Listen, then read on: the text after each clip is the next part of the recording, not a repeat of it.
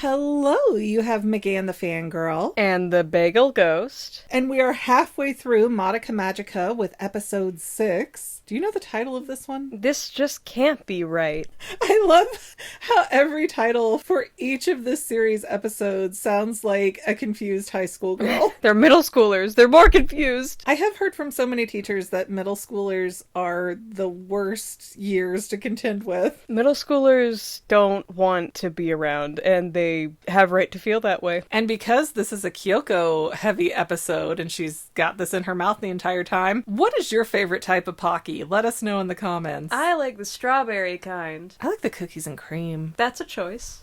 So, I like how this episode picks up almost exactly where the last one ends, with the Kyoko-Sayaka fight, and Homura is standing behind Kyoko, literally calling her an idiot, but like in fancy jargon, like a college student might. She says something like, I'm on the side of rationality, not the side of idiots who pick fights. I wonder which one of those categories you fall into, Kyoko Sakura. It was such a backhanded comment. I love it. And I love how we get these moments where we can see that Homura is so much more emotionally intelligent and a little smarter than all of the other girls in her grade. And we'll find out why in another episode or two. But yeah, it doesn't make sense in the moment the first time you watch it. She's like 27, I think, in canon, because of how much she's reset. But what I think I said an episode or two ago was about how Homura is supposed to be mysterious, and she's void of a lot of color, and she's meant to seem like an antagonist on the first watch through. And then you understand her and you're like, no, baby. Well, it doesn't help that Homura's looking at Madoka after Madoka was very close to getting tricked into making a wish by Kyubey, who's been sitting there during this fight on the sidelines going,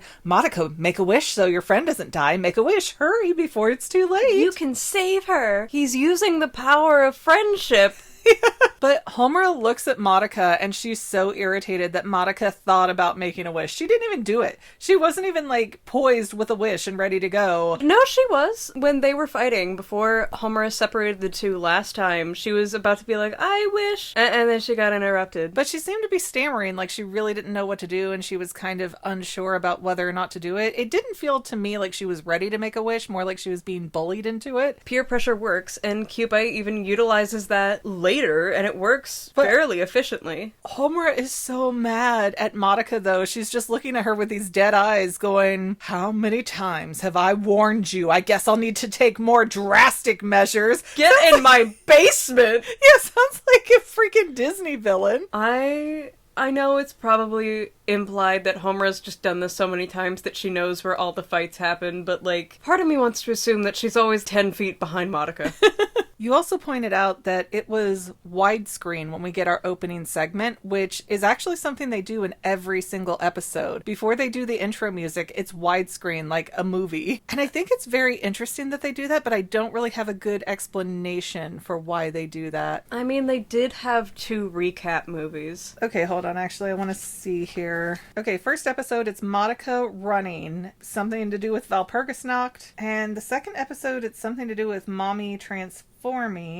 Oh, it was a dream. It was a flashback kind of thing for Madoka. Third episode, it was Sayaka getting a CD for Kyosuke. Fourth episode is Kyosuke in physical therapy, and the nurses are going on about how good Sayaka is. Fifth episode was Sayaka getting her soul taken out by Kyubey. And sixth episode is this recap fight. So all of these cinematic moments with the widescreen display are things that happened in the past, and maybe that's our clue that it's already happened. Mayhaps.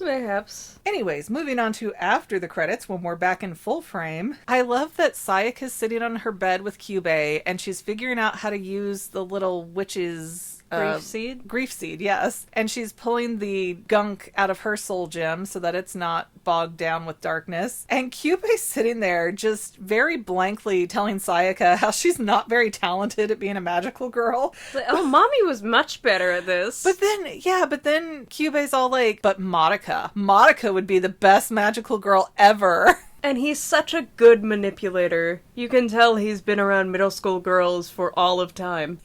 Because not only does this sow seeds of doubt into Sayaka, which will speed up her witchification process. There is a psychological term that applies to Kyubey here, which is triangulation. That's where you try to get other people to sort of fight your battles with you. And so I'm trying to think of a good way to frame it. Say two people break up and the guy feels a certain way about it, and instead of just talking about those feelings, processing them, going to therapy, whatever, to deal with those feelings, he starts going to other people to say, oh yeah, my ex did this and this and that, even if it's not true, to try to manipulate other people into doing, saying, or confronting your ex when it's inappropriate. They also have a similar term called flying monkeys, where you get other people to fight your battles for you, and that's what Kyubey is definitely doing here. He is trying to get Sayaka invested in the idea of getting Madoka to make a wish, because he's even like, if you just get Madoka to make a wish, then she could help you, then you guys could do this together, then it would be great. Then we could see how powerful she is. Either way, Sayaka's either going to push for her to be a magical girl, be like, hey, we could do this together, let's get a job at Jersey Mike's, it'll be great. Or she could really pressure her, like, I'm fighting this battle, this is life-threatening, and you won't even do it with me, and she does end up doing the latter. Sayaka does definitely have a whole mental breakdown, but it's a few scenes away. Right now, we're just seeing Kyubey poke at Sayaka and pick at her insecurities that she's not good enough, which are gonna double down on Sayaka hard when Kyosuke doesn't pick her in a few episodes. But we transition over to Kyoko playing DDR and eating Pocky, which seems like a safety hazard already. It's fine, she's fine. What's she gonna do, die? I mean, maybe. Can they choke as magical girls? I feel like they at least have the sensation of choking. You know what? I'm not going to touch that with a 10-foot pole. But Homura comes in while Kyoko's dancing on the DDR pads, and she's like, leave Sayaka alone. And if you leave Sayaka alone, then in 2 weeks, when Valpurgisnacht attacks, what was it? If we die, you can have the city, or if we win, you can have the city. Either way, Kyoko gets the city. Yeah. So we'll give you this premium territory that you want. You just have to stay away from Sayaka for 2 weeks. And kill Valpurgisnacht.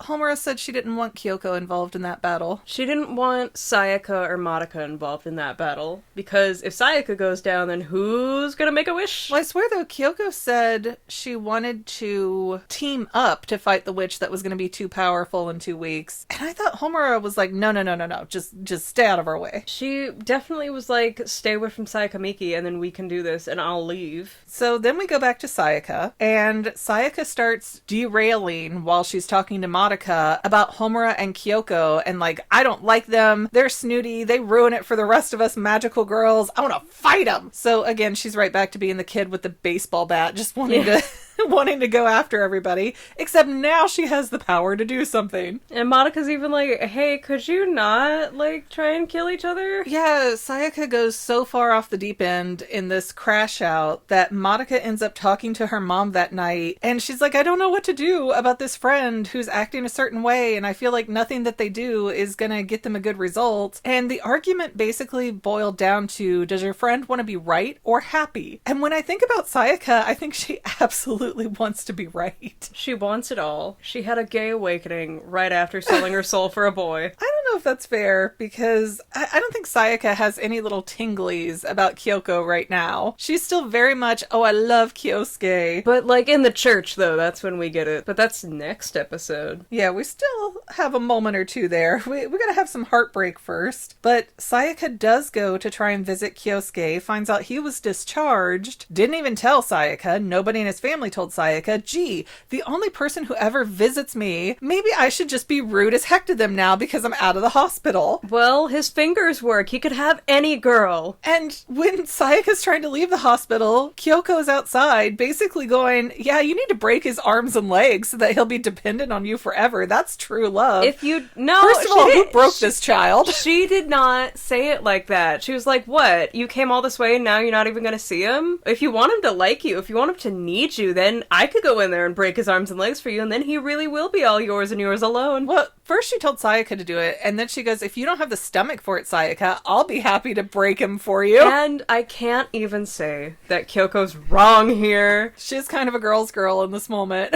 Yeah. But it's so weird. It's wrong, but it's not incorrect. And again, who broke Kyoko that she saw this coming from a mile away as a middle schooler who probably hasn't experienced a lot of relationships yet? Dad dad who, like, stabbed her sister. If her dad was dating her, that's really problematic. It's Japan! Gotta keep the bloodline pure.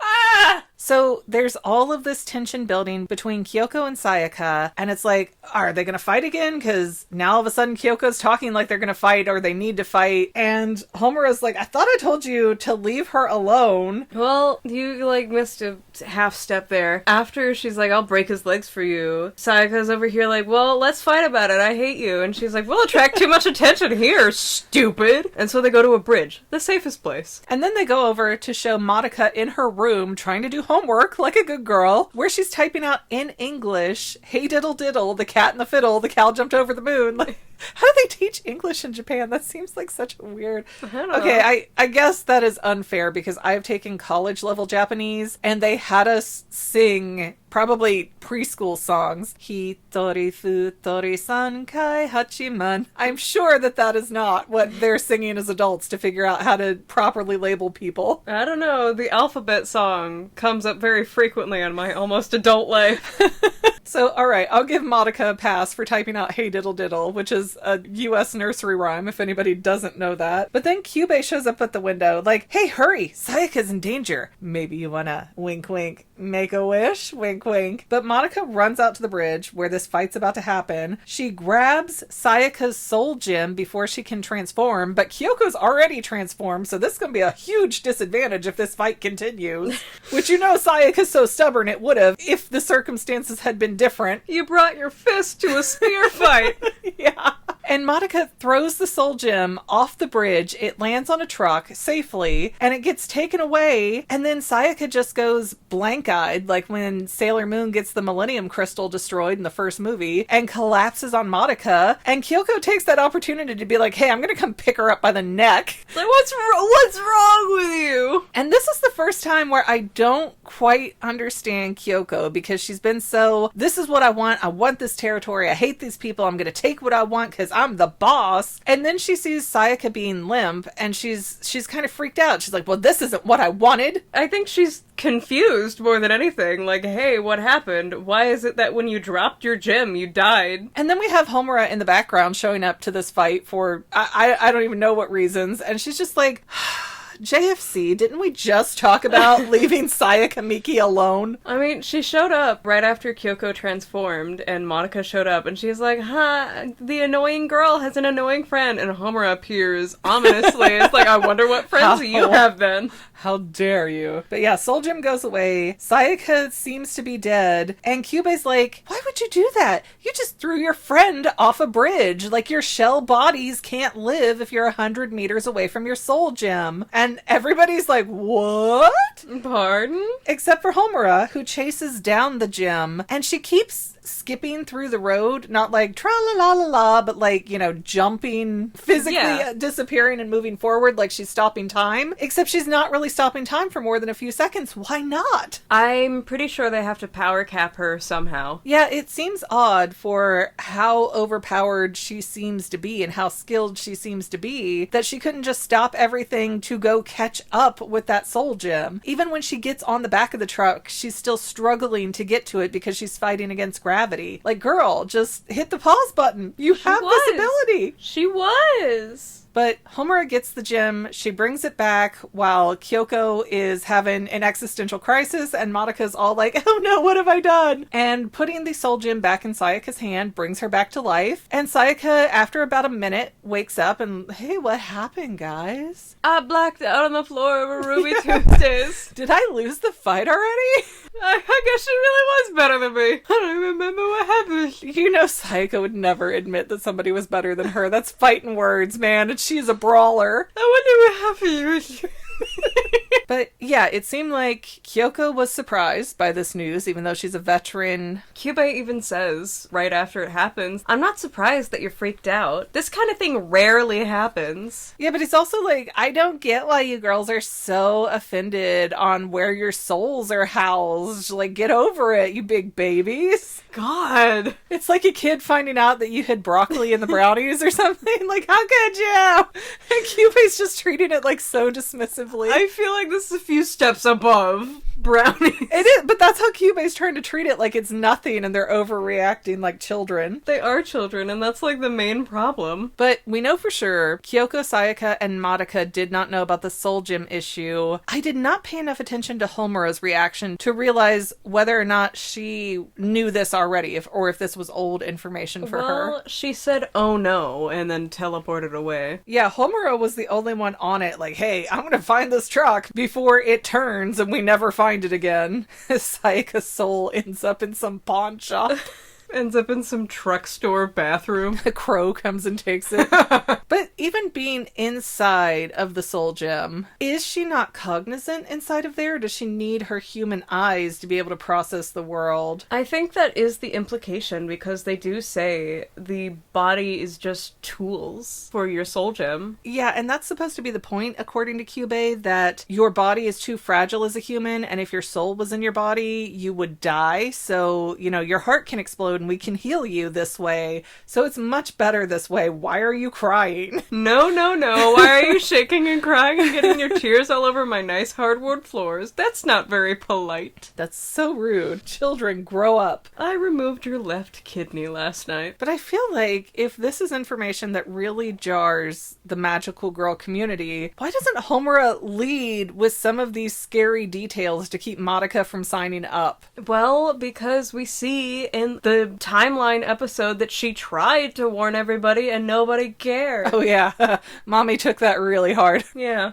Oh well, we're almost to that episode, so I won't spoil it. Or at least we're halfway to that. I don't know, that episode's coming up eventually. Yeah, it's like episode 11. Is there anything else about this episode that you would like to dive into that we haven't talked about? Kyoko is overhated. Kyoko makes herself easy to be hated in the beginning, and I think she's really interesting overall. Like, I think she has a good heart to her overall. It's just behind such a guarded, rough, barbed wire exterior. Yeah, and I see people try and be like, oh, well, I don't like her because I don't like how Rainbow Dash acts. Okay, well, Rainbow Dash doesn't get better.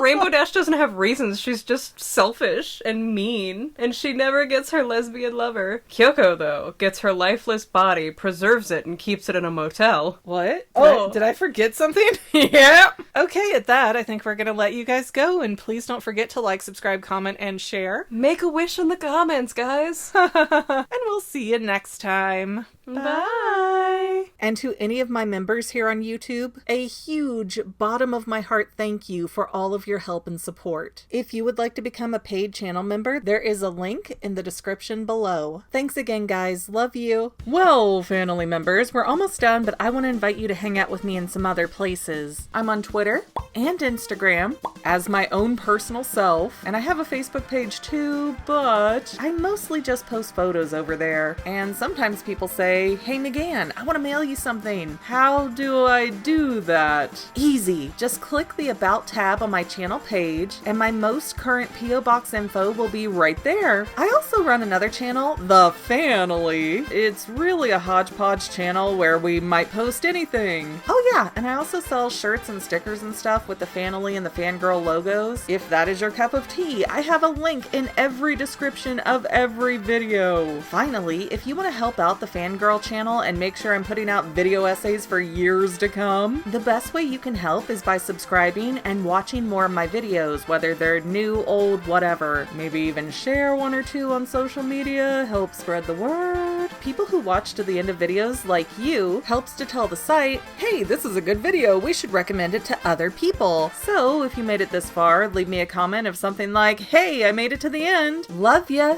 See you next time, family members. Bye.